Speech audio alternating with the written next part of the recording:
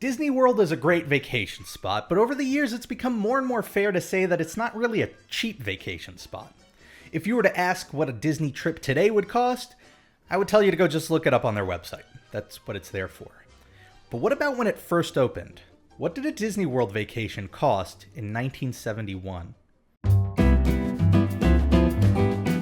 Okay, before we get started, I just wanted to cover a few details. Obviously, depending on where you live and who you go with, the costs associated with a Disney vacation would change.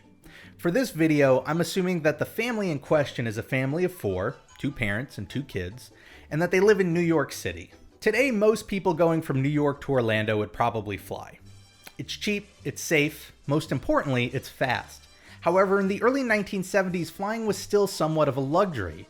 It wasn't until the Airline Deregulation Act of 1978 that we really begun to see airfare drop to levels that allowed for it to be a reasonable option. So our New York family will be driving to Disney World, and in classic National Lampoon style, they'll be taking a station wagon. The drive from New York to Walt Disney World is around 1,100 miles, depending on where you start. That's about 17 hours to drive.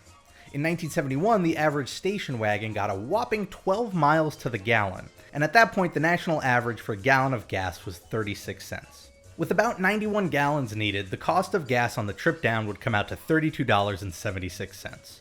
Now, 17 hours driving means in all likelihood our family is going to need to spend the night at a motel along the way, and spend one more night at a motel at the end of their journey, so they can start at the Magic Kingdom fresh and bright and early. Sure, a really dedicated driver could make the trip in one stretch, but this is a family vacation. The average motel room at the time ranged from $12 to $15 a night, so we're going to go with $13.50. For 2 nights, that comes out to $27. Now, a family's got to eat, so let's consider food. To save our family a little money, let's assume they ate breakfast at home and brought a bagged lunch with them. That means we only need to account for dinner for day 1 and then all 3 meals on day 2 of the trip. This is obviously going to vary a lot depending on where you look, so to keep things simple, I'm using McDonald's prices from the early 70s. Now it's not healthy, but at least it was cheap. A cheeseburger, fries, and soda ran about $1.20 per person. That's $4.80 per meal, or $19.20 for the 4 meals altogether. So now we finally arrived at Walt Disney World, and already we've spent $78.96. Not bad, right? Still under $100. Now let's get on to the good stuff. Our family here had 2 options when it came to the hotels at Walt Disney World in 1971. The Contemporary and the Polynesian. I mean, there was also Fort Wilderness campgrounds, but let's be real here. This family just spent 2 days in a car with each other. They're on vacation. They don't want to go camping. Rooms at the Polynesian and Contemporary back then ranged from $29 a night to $44 a night, with a middle $36 option. The rooms were all the same, but the different prices reflected the room's locations at the hotel itself. We're going to go right down the middle and pick the $36 room. Once they're all checked in, it's time to go on rides. So which park should they go to? Well, it's 1971, so their only option's the Magic Kingdom. So they're going to the Magic Kingdom. In 1971, Disney didn't have general admission the way it is today, where you paid a flat price to enter the park and had free reign to ride whatever you want as much as you wanted. You had to buy tickets or ticket books, similar to the way carnivals and amusement parks at the time worked. Each attraction was given a letter grade that corresponded with its own type of ticket, and the different types had different prices. So for instance, you could pay 10 cents for an A ticket to ride Cinderella's Golden Carousel, or you can spend 90 cents to ride an E-ticket attraction like the Jungle Cruise. By the way, Disney still uses the term E-ticket attraction to describe exciting new big budget rides, so if you ever wondered where that phrase came from, now you know. Our family is spending 2 full days at the park, so rather than buying tickets a la carte, they're going to get ticket books. For an adult, the 7 Adventure ticket book costs $4.50. This got them 1 ticket each of the A, B, and C tickets, and 2 of the D and E tickets. The ticket book for one of our children, who is between the ages of 12 and 17, will cost $4, and the ticket book for the other child, who's under the age of 11, will cost $3.50. Total cost for all 4 books, $16.50. Doubled for the 2 days they go, $33. Now let's consider food for these 2 days.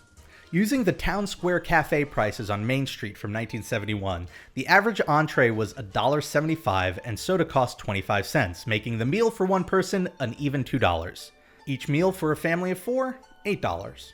3 meals a day, $24. 2 days, $48.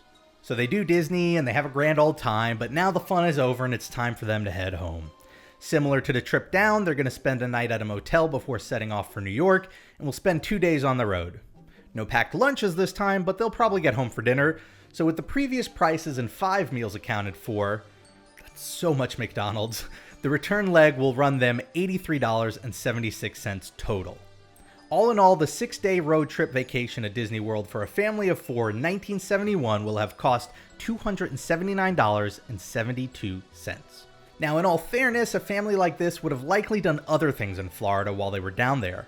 After all, as we just saw, the trip down and up itself was a hefty chunk of the overall cost, so it would make sense that they'd want to make the most of their time down in Florida.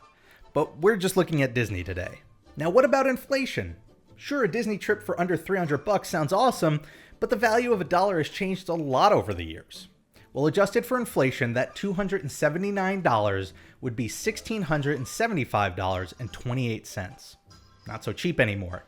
Still though, what really interested me was seeing how inflation reflected on prices for the specific parts of the trip.